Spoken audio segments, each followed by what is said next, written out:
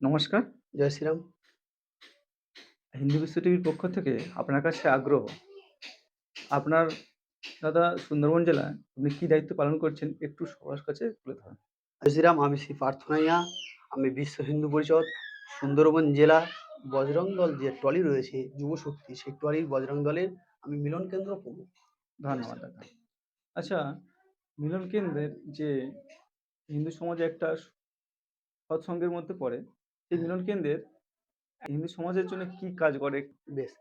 মিলন কেন্দ্র অ্যাকচুয়ালি যেটা চালানো হয়, আমাদের ক্ষেত্রটা রেডি করা হয় অ্যাকচুয়ালি। যে সংগঠনের যে ক্ষেত্র রয়েছে, যুব সংগঠন, সেই যুব সংগঠনে যে যুবকরা তৈরি হবে, এই মিলন কেন্দ্র দ্বারা তৈরি হবে। তাদেরকে মানসিকভাবে তৈরি করা হয়। আগে তো সংগঠন সম্পর্কে বুঝতে হবে। আচ্ছা, তারপরে সমস্ত বল ঘোষণা এই সমস্ত কিছু চলবে। এই কাজটা আমরা মিলন কেন্দ্রের তরফ থেকে করি। আচ্ছা।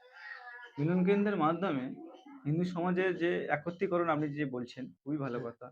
যে হিন্দু সমাজে বিভিন্ন জায়গা যে আক্রমণ আসছে আরকি, এই বিষয়ে আপনারা কিভাবে সুরক্ষা দেবেন? সুরক্ষা দিতে গেলে দেখুন, আমাদের মিলন কেন্দ্র তরফ থেকে তো আগে তো মানসিক তো প্রস্তুতি নিতে হবে যে আমাদের উপরে আক্রমণ একটা আসবে। সেটা কিভাবে আমরা প্রতিরোধ করব?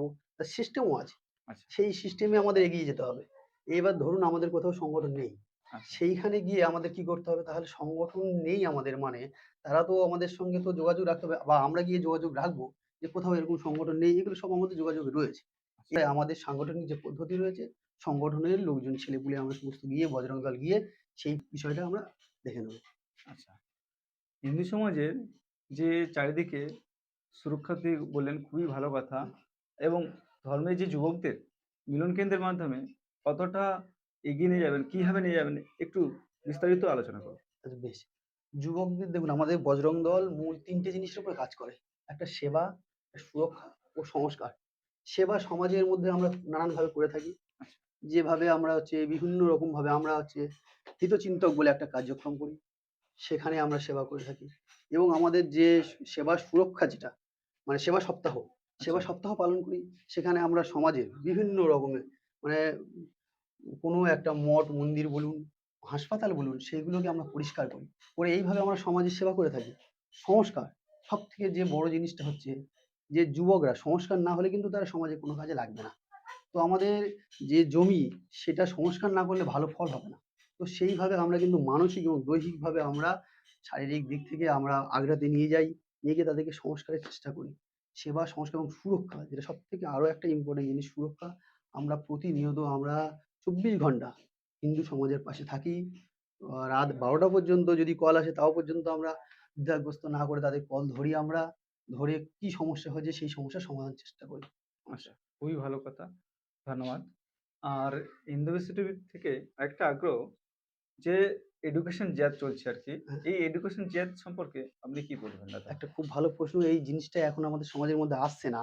এডুকেশনও জিহাদ হয়। ল্যান্ড জিহাদ যেমন হয়, যেমন আমাদের লাভ জাহাজ লাভ জিহাদ হচ্ছে, সেরকম এডুকেশন জিহাদটা হচ্ছে। আমরা দেখেছি যে এখন আমাদের আদালতের রায়ে এগুলো বন্ধ রয়েছে। দেখেছি কিভাবে দিনের পর দিন আমাদের হিন্দু সমাজকে বঞ্চিত করা হয়েছিল শুধুমাত্র ভোট ব্যাংকের জন্য। আ সেখানে ওবিসি এ এবং বি করা হয়েছিল। করে একটা সম্প্রদায়কে ঢুকিয়ে দিয়ে ওবিসির মধ্যে নানানভাবে তারা শিক্ষার আঙিনায় নিয়ে গিয়ে এবং চাকরি-বাকরি সেখানে লুট করেছে। এই লুট শব্দটা আমাকে বলতেই হচ্ছে, কারণ লুট করা হয়েছে এরকমভাবে। এবং যে সংরক্ষণ যেগুলো ছিল, আচ্ছা, আমাদের যে তপশিলি উপজাতির যে সংরক্ষণ ছিল, সেই সংরক্ষণ ঠিকঠাক মানা হয়নি। সেখানেও পর্যন্ত সংরক্ষণ চুরি করে বিধর্মীদের অনেক, অনেক কাজে তারা নিয়োগ করেছে। এমনকি যদি বর্তমানে দেখেন, তাহলে দেখবেন বিডিও, আমাদের ইলেকট্রিক দপ্তর, আমাদের ল্যান্ড ডিপার্টমেন্ট, থানাতে প্রচুরভাবে মুসলিম ক্যাজুয়ালে নিয়ে তারা কাজ করাচ্ছে এগুলো। আচ্ছা, শুধু জাতির মানে ভোট ব্যাংকের কারণে এগুলো করছে। আচ্ছা, এইভাবে শিক্ষাতে এবং কর্মক্ষেত্রেও ল্যান্ড জেহাদ হয়েছে। এভাবে পিছিয়ে পড়েছে হিন্দু সমাজ। আচ্ছা। বিষয়টি খুবই গুরুত্বপূর্ণ এবং যারা এইসব দিক দিয়ে করছে এই সময় স্তরে যারা শিক্ষিত পিছিয়ে আছে এদেরকে কি বলবেন?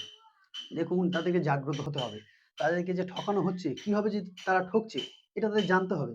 আচ্ছা, এই জাগ্রত না হলে তারা কিছু বুঝতে পারবে না। এই জিনিসটা সবার মধ্যে তো আসে না যে আমাদেরকে এইরকমভাবে ঠকানো হচ্ছে শিক্ষাক্ষেত্রে। আচ্ছা, শিক্ষাক্ষেত্রে যে আমাদের একটা ভালো নাম্বার আমরা পাচ্ছি, কিন্তু যে আমরা আমাদের সংরক্ষণ যেটা রয়েছে, সেই সংরক্ষণের কোঠা দিয়ে যে আমরা যাবো, সেখানে একটা অন্য ধর্মের ভিত্তিতে একটা সংরক্ষণ চালু করে দিয়েছে। এটা কোনো মানেই হয় না, মানে হয়নি কখনো। আচ্ছা, সেইভাবে তাদেরকে শিক্ষাক্ষেত্রে পিছিয়ে দিচ্ছে, এটা জানতে হবে।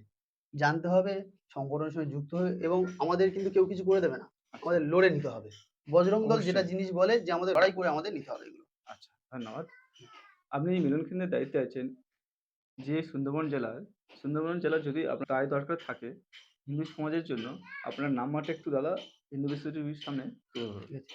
এছাড়া আমি শ্রী পার্থ নাইয়া, আমার কন্ট্যাক্ট নাম্বার হচ্ছে 9593445038।